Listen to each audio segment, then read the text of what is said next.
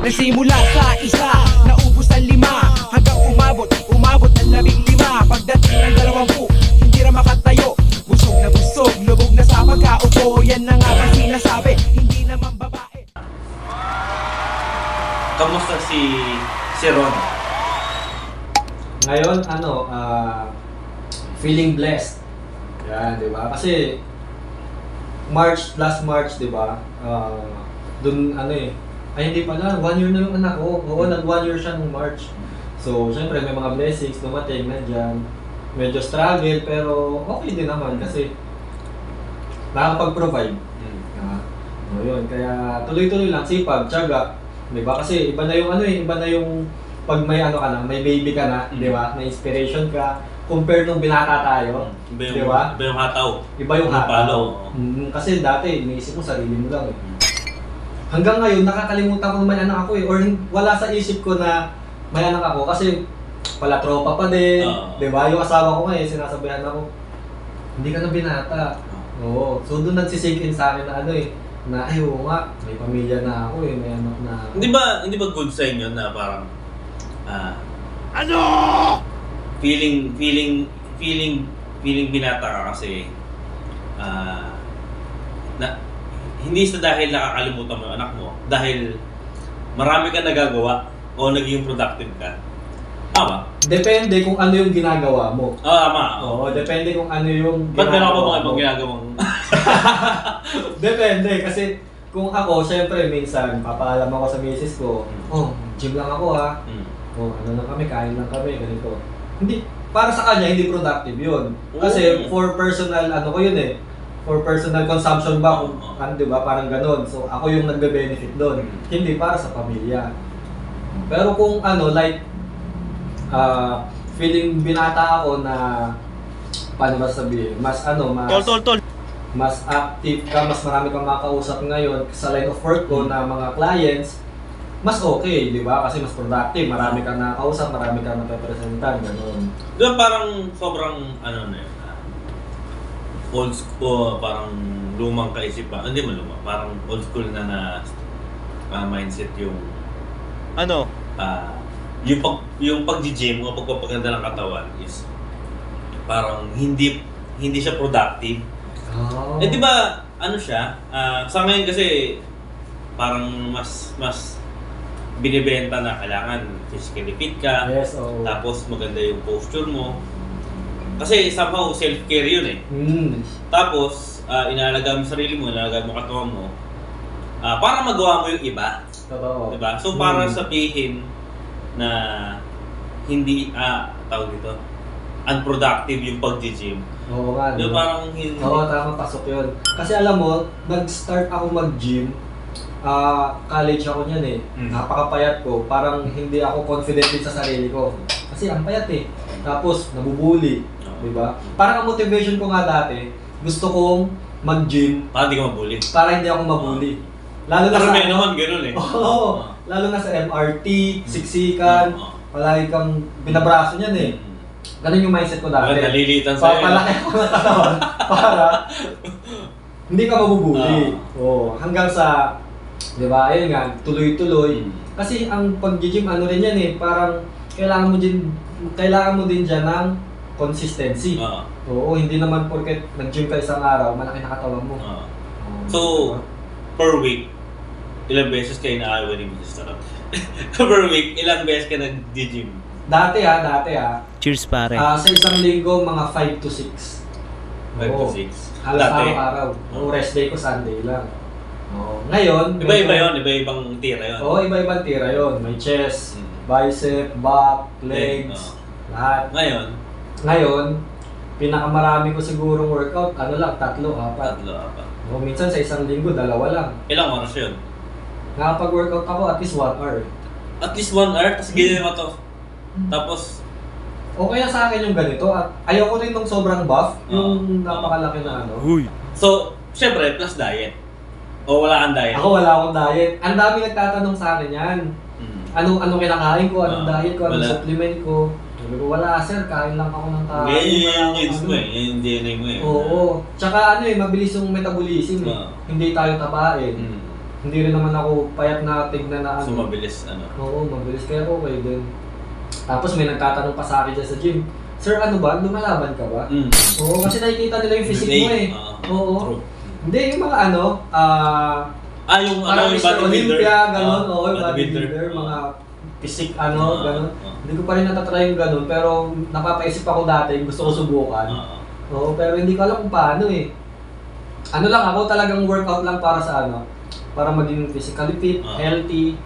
Yun. Hanggang sa, gusto ko rin kasi maganda yung ano, maganda tingnan pag yung sa damit, di ba? Pag na, ang sarap! Hindi sobrang ano, hindi sobrang skinny, hindi mo sobrang taba, yung sakto lang. So, hindi 100%, ay, malamang hindi 100%. Mga ilang percent yung suporta ni Mrs. dyan? Sa pag-gym mo? Sa kanya, okay lang. Wag ko lang araw-arawin. Oo, kasi syempre may ginagawa din tayo. Dalawa lang kami sa bahay. Di ba? Kumbaga na, malaki kasing kinakain yung oras dun eh. Oo. So, aside sa consistency. Pinakamatagal na siguro 2 hours. 2 hours. Oo. Eh yung mga kasamahan ko, after gym, nag-aaya pa kumain. yung 1 to 2 hours na yun, isang parte lang babanata mo nun o dalawa? Hindi, ano na yan, siguro kompleto na?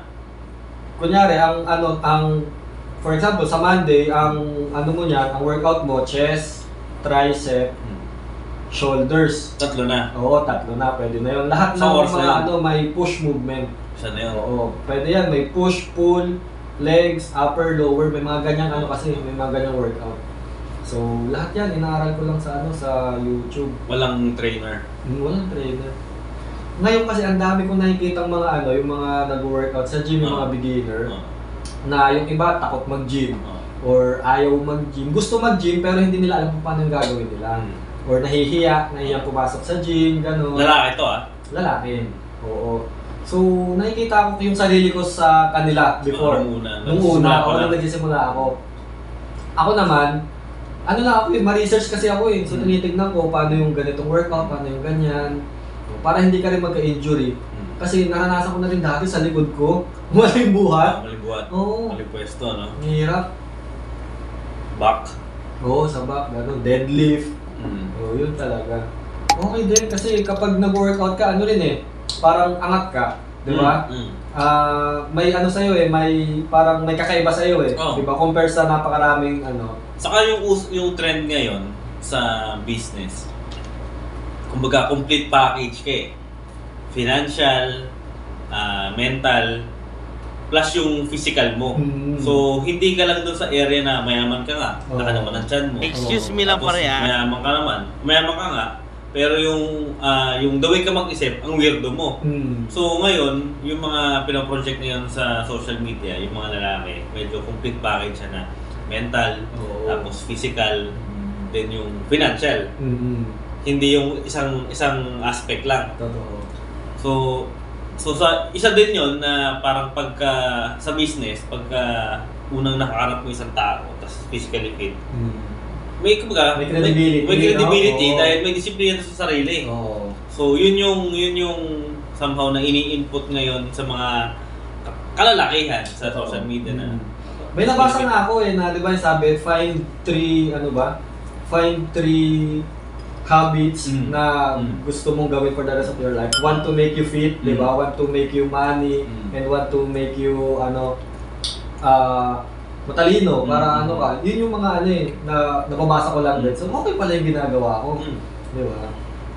So, yun. Kaya natanong ko yung sa pag-gym mo kasi makatulong siya lalo na kung dahil kang maharap sa mga tao, iba-ibang tao. Doon pa lang, may judgment na sila eh. Tapos ang pinopromote ko pa, food supplement. Oo, para sa health, di ba? Ano ba yung food supplement na yan? Barley. Sikat yan. Yung barley ni Maritoni. Okay yan. So, kamusta naman yung sa work side nung pagbebenta or ano ba yun? Anong klaseng business yung? Actually, ngayon, di ba? Kasi, dati, napakahirap magbenta. Diba? Before. Unlike ngayon na may social media, andyan lahat eh. Lahat matatap mo eh. Kumbaga para kang merong kang sari-sari store, ang iyong market lang is yung mga kapitbahay mo. Diba? Yun yung before traditional. True. Oo, ngayon, because of social media, ang dami, may TikTok, may Facebook, may YouTube. Kahit outside Philippines, Kahit outside Philippines, matatap mo. Oo. Alam mo ba, nag-TikTok live selling ako? Nakakita ko yun. Ano raw? Dati, nung una, hiyang-hiya ako. Kasi, magbibenta ka tapos lalaki, parang napakahirap gawin na ano. Pero sabi ko, ba't ako mahihiya ang ganda-ganda ng produkto ko. Tapos, hindi naman para sa akin to, para sa pamilya ko itong ginagawa ko, di ba? Okay siya. Kumikita ako dyan. Kasi, sumikat din yung e-commerce Diyan ako nag-start na kumita talaga. Since pandemic, di ba, hindi ko naman makakalabas. Doon nagsimula yung talagang nag-boom yung ano ko din, yung income ko. TikTok, no? Oo, Facebook ads, tsaka e-commerce. Yan, ang dami yan, ang daming yumaman din dyan. Oo. Paano doon? Oo, pwede, kasama na tayo doon. Oo. Isa na tayo doon. Kaya nauubos pulutan eh.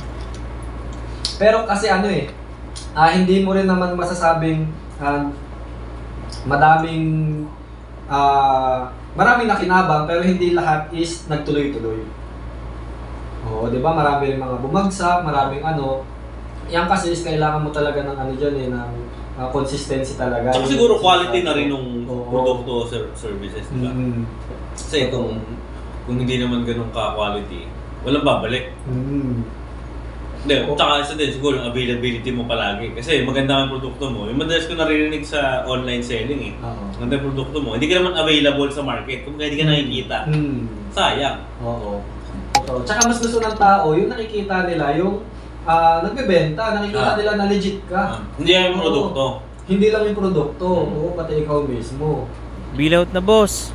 Kaya okay yun, at least, di ba? Wag lang, may mga restrictions kasi yan Oo, especially, siyempre may mga ano yan sa Facebook at saka sa TikTok. May mga restrictions yan na hindi ka pwedeng maghuhubad dyan sa live mo, hindi ka pwedeng, o yung mga bata yung nagbebenta ng Pero naka-live na yun maraming ganun. Magkakaroon ka ng violation pag ganun.